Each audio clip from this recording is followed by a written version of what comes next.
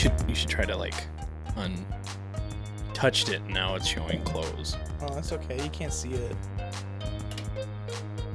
Like towards the. Oop. Watch your elbow. It'll be okay. You gotta do it underhand. There you go. All right, Underhand. now it's time for the intro.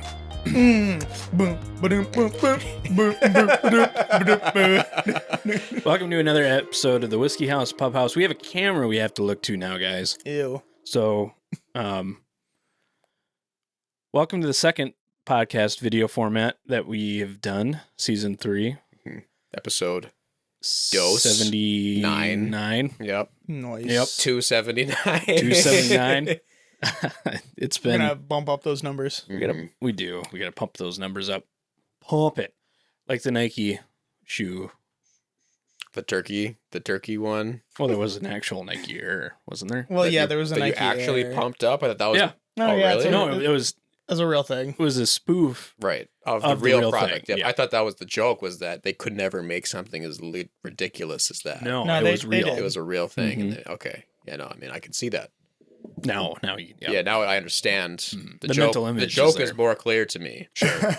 It's not lost upon me So, it has been a hot minute since all three of us since were together. the three of us have been collectively on a The council, Yep, as the council. 3 wise men, 3 wise men. the chosen ones. Yep. You have a beard, apparently now. Yeah, I do. Yep. It's very nice, by the way. Yeah, it looks great. I want to crawl right into it. Thank you. Yep. Just don't want to get lost. Let you snuggle up in there. Yeah. You guys also haven't seen this room. It's kind of the other thing, right? Not officially. We're discussing I've unofficially seen this room before. Yeah. My eyes have gazed upon it, but like not really. I've never been in it, but I've seen it. Mm-hmm. Mm-hmm. Well, It's really been, nice. Oh. I like what you've done with the place. Yeah, just a little touch up. Yeah. Touch up. It's real. I imported this real brick from Yeah. Chicago Fire. This is burned. It's burned Chicago This is Fire. actually from an arson. Yeah, it's from an arson. Actually, London. Yep. Does buying like burned brick from a torn down building, is that worth more than new brick? Oh, 'Cause it 100%. has- Probably. Mm-hmm. It's actually from bombed That's out dope. London from World War II. They still have all the bricks. They're just somewhere. They're undefused bombs. Like every once in a while, Yeah, you'll, they're you know, in there. You know, tear down the wall it was made in a factory. somewhere. Yeah, bomb A factory. bomb factory. They're bombs. They're bombs. So yeah, so I guess, do you guys have any? Have you guys had a Catch-up chance to watch the Ambarana one, the first one for the season? Yep. Okay, kind of the did. test run Yep. of this all, the video, audio syncing. You say Lots that of like we're not firsts. going to have 3 test runs of this. Like, Oh well, we kind of did. yeah, sure.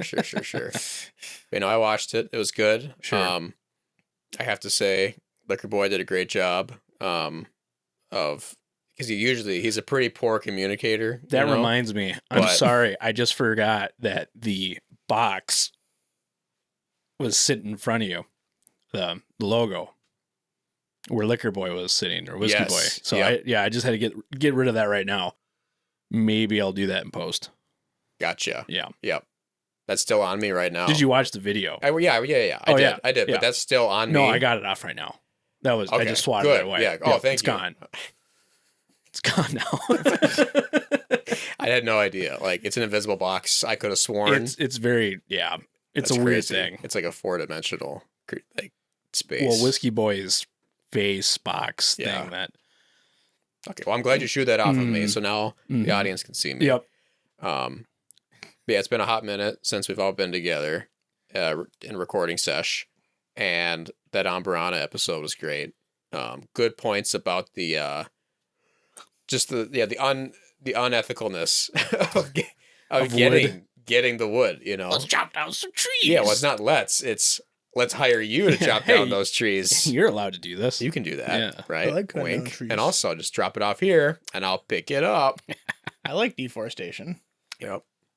I'm in support of Stuff. local business, Small business. Indigenous. small business, indigenous Supporting the business. indigenous tribes.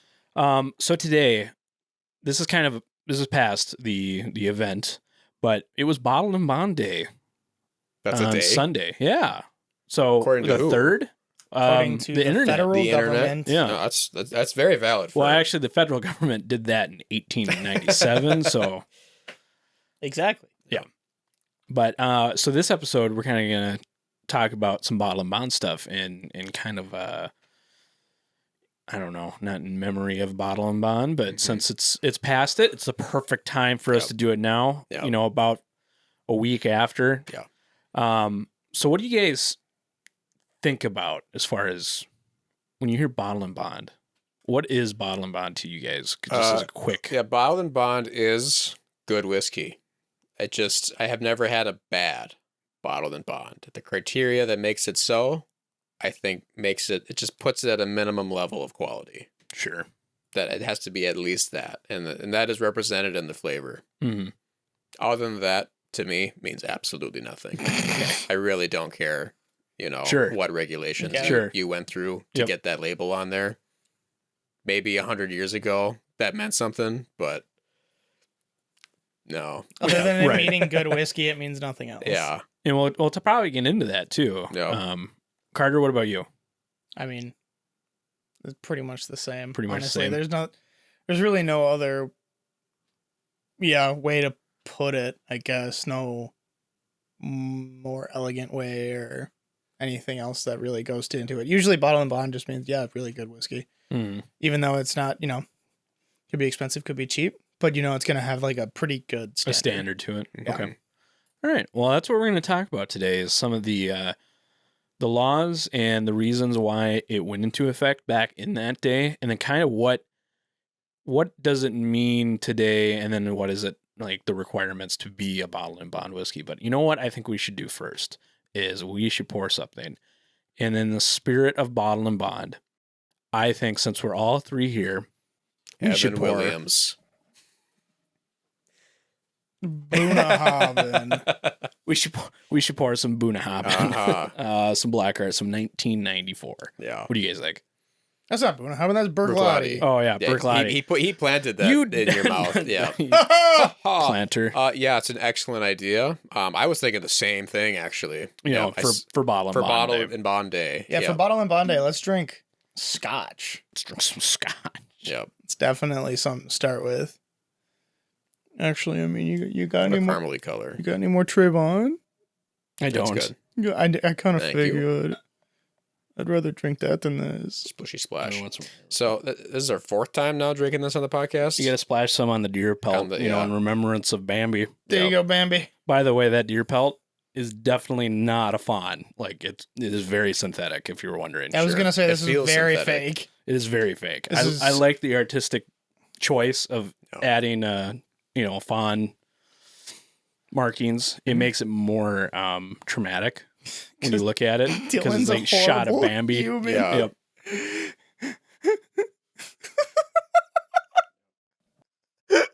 He saw the doe with the fawn and he was like, "Come here, Bambi." I'm taking the fawn. Dylan, he always loses a big buck hunter because as soon as the doe or the fawn, he just bang, Bang! zero. He's like, "I see movement, I shoot it." I'm a terrible shot. I shoot at the worst possible thing, Yeah. The neighbor's dog, Rest in peace, Uncle Ricky. Uncle Bobby. Oh, So yeah, this is like the third time. yeah, third or fourth. I think we reviewed it officially because we did a wraparound. We came back to it and we were like, this doesn't hold up as well as we thought it did. Yeah, I mean, my thought has been like, restart that sentence.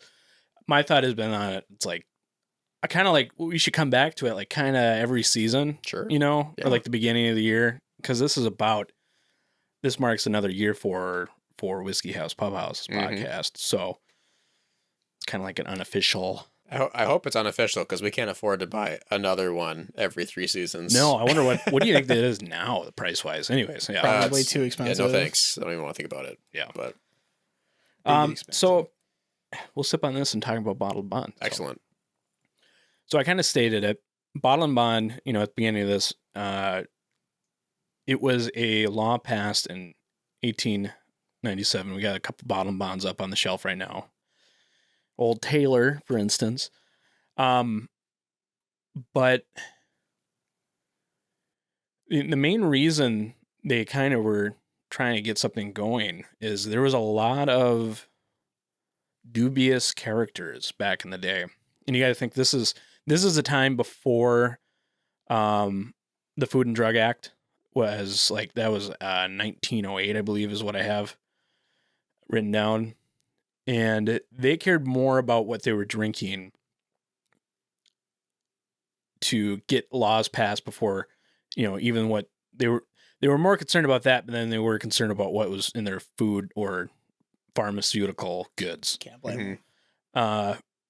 But one of the reasons for that too is because you have to think back in the day, the pharmaceutical side was whiskey. That was it's the best painkiller. Yep. It's like that was the exterior and the interior. Yep. Well, let's not go too far about that. I don't know. That's not what I meant. I mean, I've had some good painkillers. As do I. That was from my time. Did not mean to derail that. I'm sorry. Sure. But I mean, the reason they were trying to work into the getting a law such as the Bottle and Bond Act in place was primarily you were looking at the time where whiskey in bottles was uncommon. A lot of them were not in glass bottles. They were purchased by the barrel or purchased from, a place like a bar that they were serving it out of. You went to the saloon. Sure. Like, give me a dram. So it was a lot easier to effectively water down your whiskey and put other things that were a lot cheaper to obtain in there, such as, in the most sincere or the most innocent would be literally watering it down upon delivering that barrel to the customer. But in the other side of that, there were people that were trying to either speed up aging by adding flavor components to neutral grain spirits. And a lot of the times you had people adding like acid, shoe polish.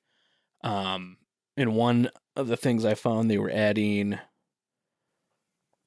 what was it? If I could find it in my notes. Iodine. Yummy. To try to mimic some of these older whiskeys. But you had a lot of people dying at the same time. But did it taste similar? Yes, you got poisoned, but did it taste more aged? We'll never know. Because the dang FDA. Well, so there is a government stays out of my business. There is a couple recipe books that people have found from back in those times that can try to mimic. I think they call it old fashioned whiskey. Yep. And I'm sure you could video it, try to find some, but they're adding stuff like simple syrup. It's essentially a cocktail recipe. Yep. And from a lot of places, that's kind of where cocktails originated. It was trying to improve upon something that was terrible. Yep. But yeah, so that's kind of my derailed thought right now. Yep. But even if you had those old recipes, I mean, I don't even know if you'd want to try it because you need to. Because of all the regulation, you can't make, you can't distill it yourself and make it, and you're probably missing some of the tools or the little secret ingredients that made it good. Like Grandpa O'Shaughnessy's tobacco pipe to filter that through. Like you don't have what it takes. You may have the documentation, but officially that recipe is done. Sure, unmakeable. Right. So, I mean, there was a Pappy Van Winkle, for example, was a salesman, and he was known to, I forget what, there's a term I'm thinking of and I can't put my finger on that is a way better descriptor than I can think. He essentially was a guy that was taking all those whiskeys and adding things to them. Not Moonshiner, but man, I think Zach's trying to look it up, but he was the I was going to look at your notes. Oh, sure. If it's in there. It's not. Okay. But there So there was definitely a means or a need for people to try to ensure quality. Yep. And one of the people that were trying to ensure quality was Uncle Sam. But also the other guy too, Okay. Colonel E.H. Taylor. Yeah. My boy. He was a big My proponent. man. My man. Zach just wants to go back in time and just dap up E.H. Taylor. Me and him go way back. He doesn't know it, but we go way back. Yeah. Getting that way back machine. He's just like, yo, what's up, Taylor? And bop. And then just. Yeah, I mean, listen, your position at old, what was it, old copper pot, or was it the copper pot? Old fashioned copper. Or a lot of other people do say old fire copper. Yeah. Anyway, his work there, awesome, but that stuff you made after, legendary. But I mean, the main reason he was trying to go along with the bottle and bond was to ensure that he was financially stable. Yeah. I mean, that was the main reason. Yeah. He can't get sued. I mean, no one's going to die. Make sure that no one dies from your product, and Sure. you can prove it. And if they do, it wasn't any negligence on your part. It was somebody else's fault. Well, and it's kind of like it's similar to the way what's happening with the American single malt movement right now. They're trying to get these rules and regulations passed that they who's already in the group, they've already been following for themselves, and certain other distilleries have agreed to follow these rules. And that's essentially what the bottle and bond thing was it's a list of rules and regulations that hope to isolate themselves from people who choose not to follow these guidelines, or who are just blatantly illegally adding things and being shady businessmen and selling product that is affecting people's health. So we're going to take a look at kind of what some of those laws are. And these are in addition to what bourbons are already. And bourbon, as we already know, bourbon's got to be 51% corn, new charred oak containers, no higher than 160 proof off the still, can't go in a barrel, any higher than 125. That's the current regulation. It was actually a lot lower back then. I think it was like 115 or lower. Sometime that changed. But so stuff like that. But the bottle and bond stuff has a lot more red tape to go through also. Yeah. Love that tape. Gotta love that tape. Bureaucracy at its finest. It's my favorite thing. So I copied this little beautiful paragraph from the... Yeah, this looks like straight from the TTB. It is. It's from the TTB. Yeah. Would you want to read that, Zach? Sure. Okay. 5.88. Bottled in chapter 5. No. Title 27, chapter 1, subchapter A, part 5. Citation 588. Yeah. Bottled in bond. The term bond, bonded, bottled in bond, or aged in bond, or phrases containing these or synonymous terms may be used, including as part of the brand name, only if the distilled spirits are 1. Composed of the same kind, type, if one is applicable to the spirits, otherwise class, of spirits distilled from the same class of materials. 2. Distilled in the same distilling season, as defined in citation 5.1. That's 6 months, by the way. The distilling season is 6 months, January through June. Or to July, and July through, anyway. By the same distiller at the same distillery. And 3, there's like way more. 3, stored for at least 4 years in wooden containers wherein the spirits have been in contact with the wood surface, except for vodka, which must be stored for at least 4 years in wooden containers, coated or lined with paraffin or other substances which will preclude contact of the spirits with the wood surface. This is, okay, vodka and gin, doesn't matter. Are you saying that vodka and gin can also be considered under the bottle and bond? Any distilled spirit beverage can be technically bottle and bond. But they're talking about using paraffin inside the barrel when because it storing needs to gin. be. Yep, gin and vodka doesn't matter. We're done with that. So anyway, it's the wood. It's more so I was whiskey's got to be whiskey's got to get a little intimate with the wood. 4, unaltered from their original condition or character by the addition or subtraction of any substance other than filtration, chill proofing, or other physical treatments, which do not involve the addition of any substance which will remain in the finished product or result in a change in class or type. 5. Reduced in proof by the addition of only pure water to 50% alcohol by volume. And 6. Bottled at 50% alcohol by volume. There you go. There's a couple more things, but that's the stuff. That's the gist. Yeah. So, I mean, digging into that, Yep. very long and lengthy explanation of what bottle and bond is. Pretty pure stuff. Yeah. I mean, you can't. Essentially, it's just make the whiskey and just do it right. Like, don't only use water. Don't add anything. Only use new wood. Get it? Something that sticks out to me though is the including of essentially the 6-month seasons. Right. Mm-hmm. So you couldn't take, say, season 1 and season 2, you have an allotment of barrels. You can't blend from 1 to 2 in between that. It has to be only 1 or only 2. Yeah. So that's something that's pretty interesting because that can lead to a lot of changes in flavor profile, possibly.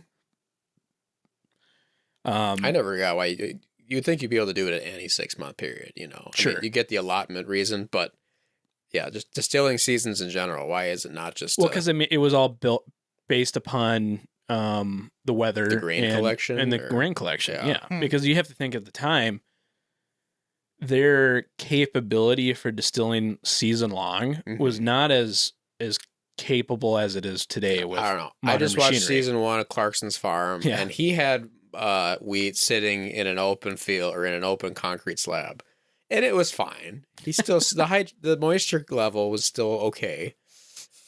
He only got rained on once, but you know, I'm sure if that turned out fine, I don't think he would have been bottled and bond.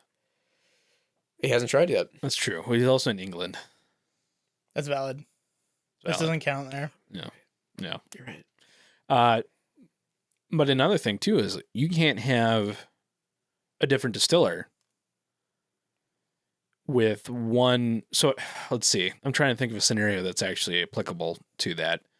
If you had, I believe, one distiller and then he quit, but you still had things aging that he distilled, you still need to bottle that. So technically, if he up and left and you didn't have any other person who was around as a co-distiller or just a partner during that process, you couldn't bottle and bond it. Yeah. You wouldn't receive the title of bottle and bond, which is kind of interesting too. It is interesting.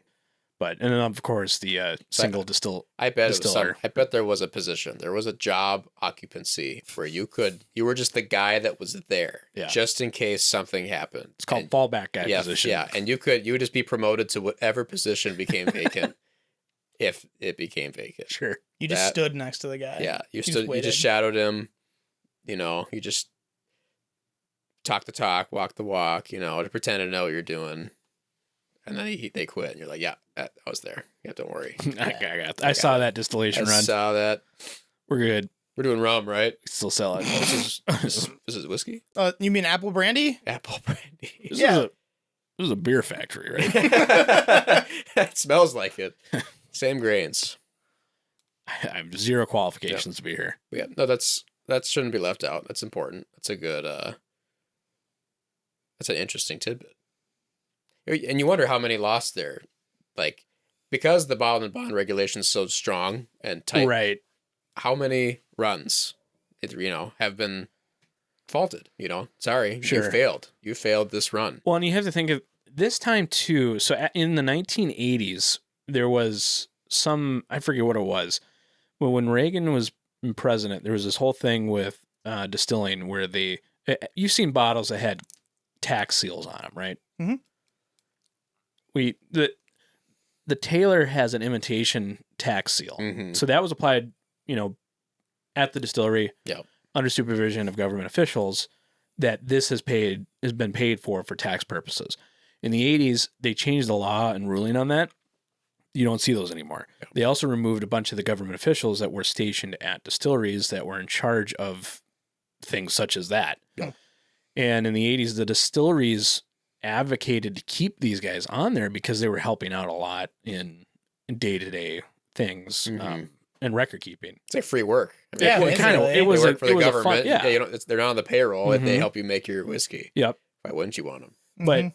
but so back in that time, there was a lot more government supervision going on at distilleries. Yep.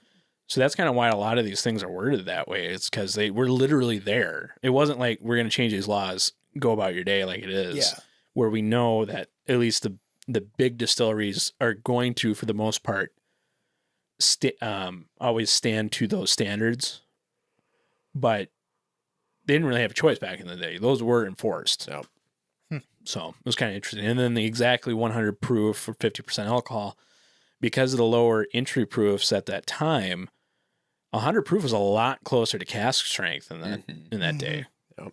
But it's all very fascinating things. It is. Very So true. fascinating that we should move on. Should we try to? Oh yeah. You guys still got the bottle and bond, Bonnehuben, The Boonahaven. Berkladi. The Boonahaven Black Arts. Yeah. The Blurks. 1994. Yeah, if you want a little We can opinion of it, a micro review, no, we could pop something else, some- a real bottle and bond. Oh. Yeah. This isn't bottled and bond. Well, I think it is. I just don't know if it's bottled in bond under the supervision of the Yeah. Scottish Oh, government. the Scots. Have you guys had the Still Austin yet? No, Any of the Still Austins? I have, but yeah. no, not Not that that. one. No, that one. I like that one a lot. That one's got a Let's see if I can. pretty horse on it. I can't Horse. reach it. I like horses. Shit. I meant force. If I said horse, that was the wrong thing. What did you say? Use the force. Like Used a horse. use the horse, Luke. Use the horse, Luke. He comes riding in on a space horse. Uncle Owen. Drops that torpedo into the Death Star. It's just a turd. He just. You want me to, do you want to pour it or No, you okay, can pour it. yeah. Okay. I'm not. It's just a I should have handed you the Blackheart bottle. I don't know why I didn't. Do It's that just either. No, big dump. that blows up a Death Star. So the rye version, the Bottle and Bond series, is coming out soon. Well, it is out, but it should be obtainable on internet at some point. Internet. But I have the other two, the blue corn and the red corn. Yep. They're all really good. Yep. Excuse me. Nice. Mm-hmm. Yes, it's still Austin. It is 50%. Why does it Bottom smell so bond. lemony? Well, who knows? We did pour it from a 26, 28-year-old Scotch bottle valid. or glass. It smells like like lemon pledge. Yeah, it looks like so in the description you can import a bottled and bond from outside the Really? United States. It's just that it has to fall under the same regulation where the American government would had to oversee its production in some capacity.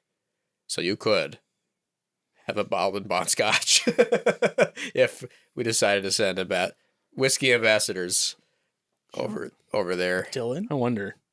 Don't send me. Looks good to me. Looks good to me. He's like, yeah, I don't care. Just give it to me. This is when it's domestically manufactured. They must bear the real name of the distillery or the trade name under which the distiller distilled and warehoused the spirits. Yeah. So if it wasn't, you could have just said bottled and bond. There's a lot less litigation going on if you're a foreign bottled and bonder. If you're a foreign bonder, you don't gotta do as much stuff. Well, there's a lot of other rules too, but It's all these rules. I swear, like half of them are made up by money under the table. You know, it's like Probably. well, you kind of have to think about it. I mean, Taylor and his other associates were making whiskey the way they wanted to make whiskey, Yep. and then they want to force advocating everyone else to do it that exactly. way. They were advocating Yep. to make law changes that fit their guidelines. Yep. I know a party when I see a Yeah. political party. Exactly. So, I mean, this came out 1908, 1906 was the Food Drug Act. I put it in somewhere. 1906 was the Pure Food Drug Act, passed by Roosevelt. The presidents I never I never cared who was serving, because really it's Congress who has the power. President's just a figurehead. I've seen Star Wars. I know how it works. I know how it works. He knows how Jar to Jar Binks is in control of the United States Congress. Misa think we should give all emergency powers. Good idea, buddy. He's real smart. R2D2 knew though. He saw this all coming. Mm-hmm. The Wikipedia article states that the Bottle and Bond Act of 1897 is a reaction. It's a reactionary policy. So I did check that to the adulteration Yep. of whiskey. I did that Wikipedia article I pulled directly from Wik, but I looked and it was crediting the TTB site again. So I'm like, this is basically legit. Legit. I just love that you can adulterate American whiskey. It's like they're adulterating my livelihood, my American whiskey. So I guess the questions, that I had, we've gone over the background of Bottle and Bond. It's very old. Zach kind of gave his opinion on it, and that kind of led into one of my questions is the Bottle and Bond Act archaic? Do you feel it's archaic? I have my own opinion. Mm-hmm. I mean, by definition, no, just because, it's still used. So, you wouldn't call something archaic unless it's not around anymore. Sure. But yeah, I think as a whiskey culture, we're past all the reasons why it was made no longer are needed nor really apply. I mean, the safety, not really a thing. Tax incentives, gone. These are just additional requirements that they're just there, Okay. by name. Now it's just by name alone. Yeah. Carter, do you have any more to add? I wanted to get Carter's too. And that's it. No, I mean, Zach kind of covered it pretty well. But is that how you feel? What are your feelings towards it? Yeah, I guess I'm not 100% sure exactly how I feel. I mean, I'm not one way or the other. Is it archaic? No, I don't. Boom. No. Answer. That's how. Okay. I think it's two still sides of the coin we got right here. It still holds a precedent, and it keeps people to where they are making a high quality product. Mm-hmm.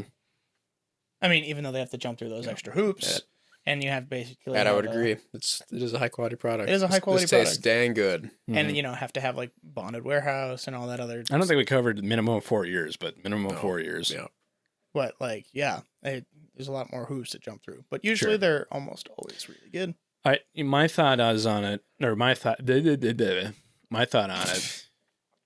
is there's been a couple times more recently. Redemption Rye. Are you familiar with the lawsuit from them? Mm-mm. I don't know when it was. It was probably a long time at this point. Probably 2014. They were adding. I think they were claiming that it was distilled at their facility, and they were also claiming straight rye, when in reality they were adding flavoring and or color to their product, which is illegal. Yeah. Well, that's illegal to be bottled and bond. Under the content. Oh, for straight rye. For straight. Yeah. For straight rye, you cannot add any additional things to it. Yep. If it was just rye, you're good. Yeah, you do. Yep. It was it's a field day. 3 to 6% or something. One of those things.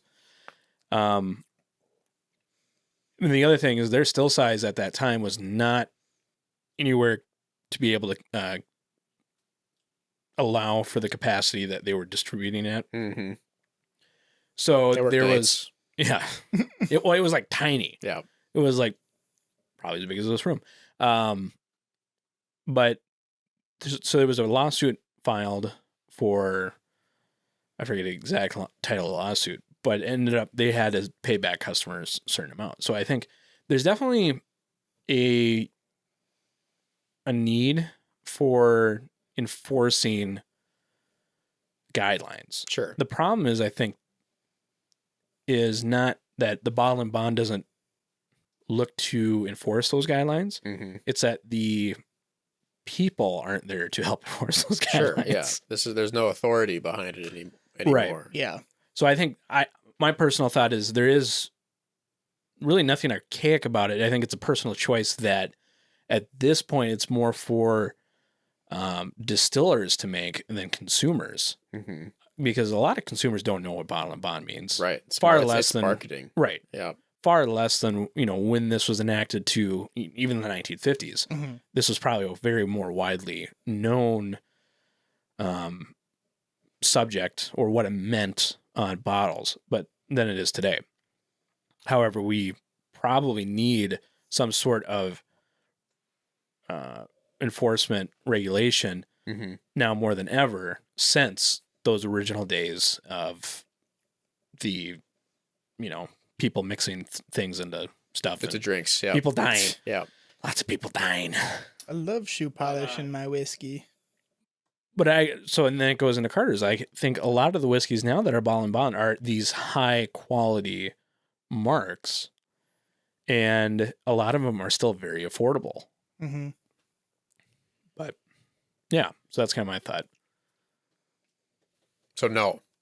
I don't think it's Your archaic. answer is no. Yeah, I don't think it's archaic. In his long-winded explanation. I think it's lost some of its rigidness, its enforcement. It's a strict rule set, but there's no one really enforcing it to the same capacity as they were. So True. That is an agreeable stance. Well, so my next question is like, do you think it's just a marketing thing then? Is it just a choice? For some companies, I would assume yes. It can't be. I don't think it's a marketing thing. I think it's more of a historic thing, in that they're choosing to just continue this line that they've made previously. It's like why Subaru doesn't get rid of the Impreza. The Impreza does not sell well. Just the base. The base Impreza is their worst selling model, but all of its variants have exploded, right? The Outback is the Impreza wagon. Didn't they get rid of the WR? The STI. STI. Yeah, The but they've actually STI. replaced it with a new one. It's called the TR, and it's the same as the STI.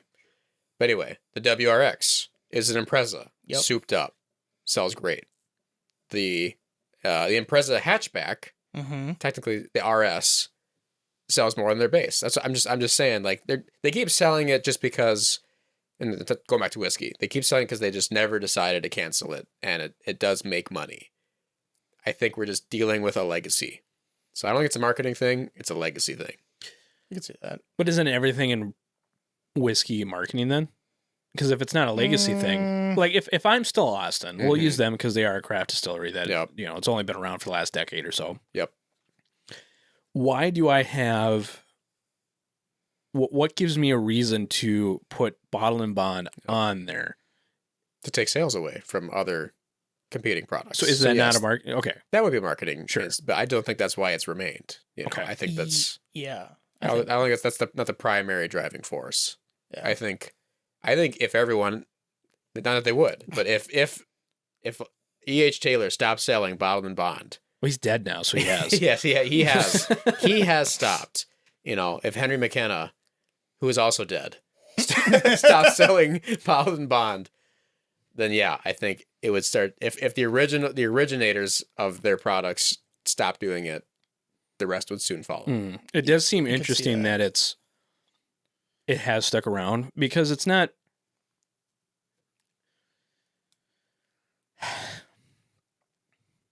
I understand it. It to me it represents quality, and a lot of the bottle and bond ones are very affordable for what they are. But it is something that makes me wonder, why has it stuck around since 1980 to the present? I completely understand why it was around when it was created, and subsequently why it stuck around. But once whiskey hit its all-time low, why is it something that they kept doing? Yeah. And I agree with that standpoint.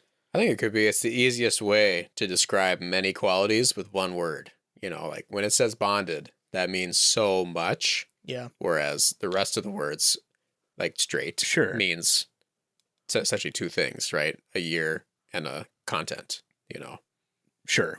Or a recipe. Right. So, and that's why when in conjunction, that's why there's straight bourbon blank, or straight rye blank. You got to use a lot more to describe what your product is. when you just use bonded, that means it's all the things you already talked about. It means it's already but straight. you did it in one thing, Yep. Yeah. and it's a recognizable label. You gotta Sure. appeal to the consumer brain. Yep. You gotta be like, Yep. And But the consumers don't know what it is. Yeah, because I was just thinking that, and now I'm starting to flip my opinion where it's like, because people, they buy bonded because just the word bonded sounds fun, Sure. And it's 100 proof. It's higher than, Jim Beam white label. yeah, exactly. But the context is like, most people don't really know what that means. Mm-hmm. So, and just because of that, it's surprising it has stuck around. And I do think it's a valuable piece of history. And I'm happy we have it right now because it's a mark of quality. But it's just an interesting point from 1980 to today, how it managed to stick around without really fading into obscurity. Mm-hmm. Yeah. And maybe it did, I guess. It does. I mean, there are more bottle and bonds than there had been. Mm-hmm. So maybe the fact that, maybe it did fade into obscurity.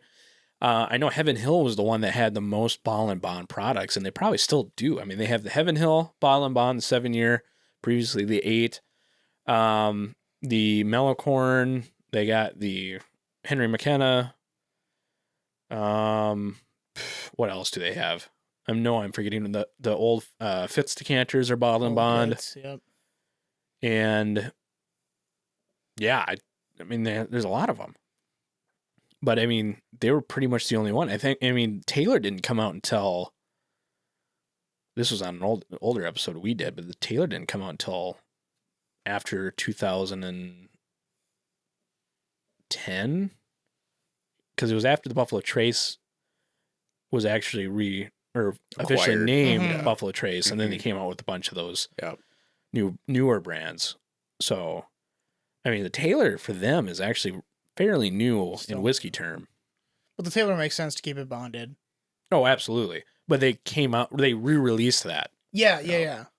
So there was, maybe there was that obscurity where there was really no need for it. And then to add product lines and increase portfolio, they added it in. Maybe they re-stumbled upon those old the rick houses, and they got stamps on there from the old government times, and they're like, wait a second, this is a bonded warehouse, guys. Hey, this is perfect. It's free money. Well, but I think all warehouses that have whiskey are bonded now. Right.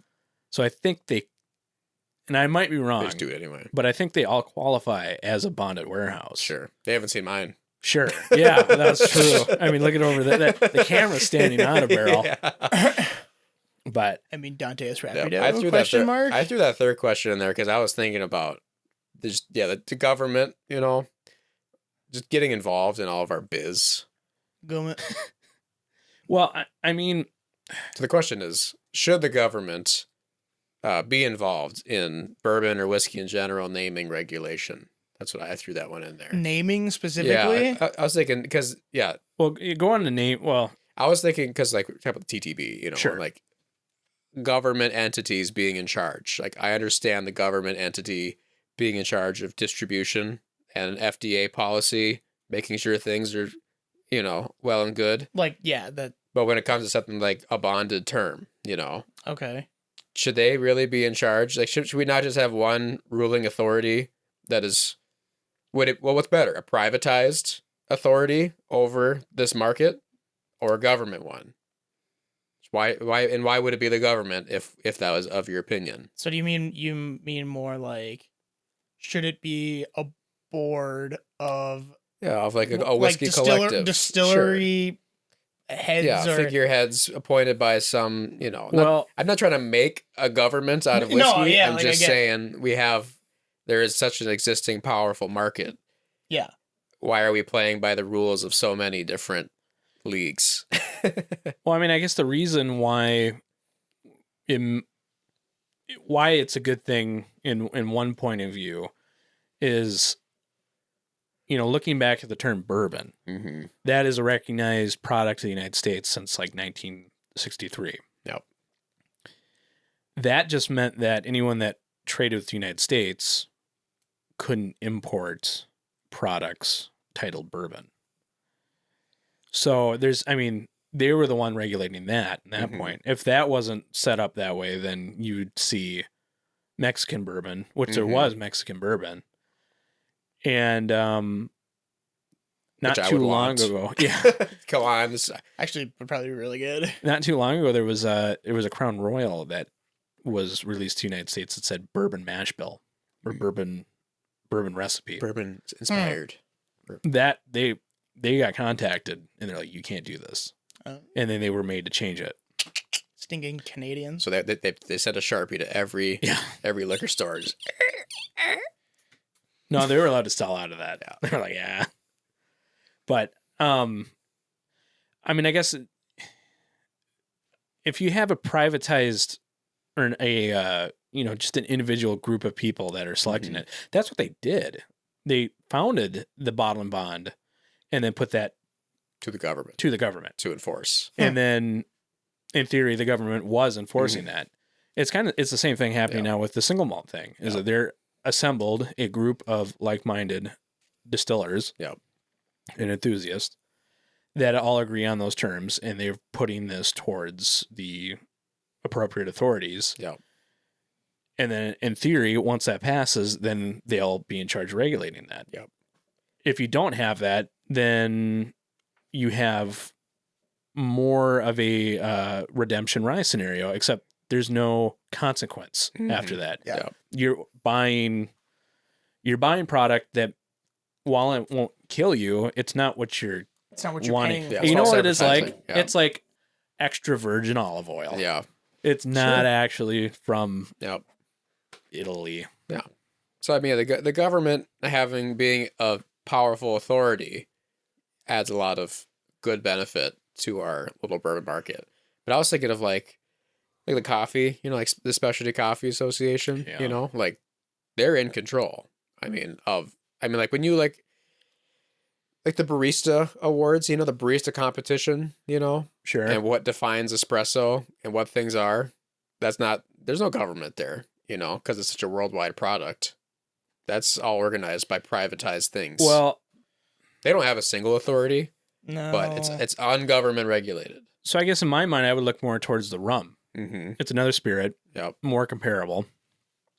There's so many. I have rums up there that would be considered straight rums, Mm-hmm. and I have ones up there that would be considered liqueurs. Mm-hmm. There are ones that have so much added sugar to them that they don't say on the bottle because they're not enforced to. Yep. Because it's a product of the world. Rum is a worldwide recognized product. However, there isn't like subcategories that are terms to reference standards that have been agreed upon. So the I just found out that El Dorado has X amount of sugar added to it. I didn't know that.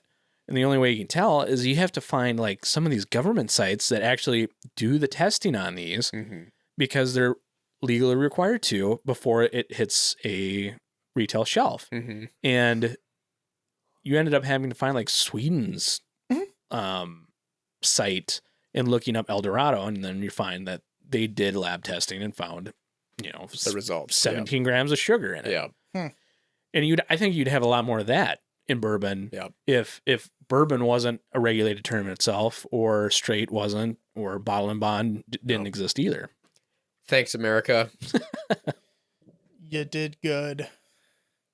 You enforce that my liquor is strong and only liquor. A-okay. It would be nice to distill at home, though. Yeah, that'd be Kind of fun. who is stopping you?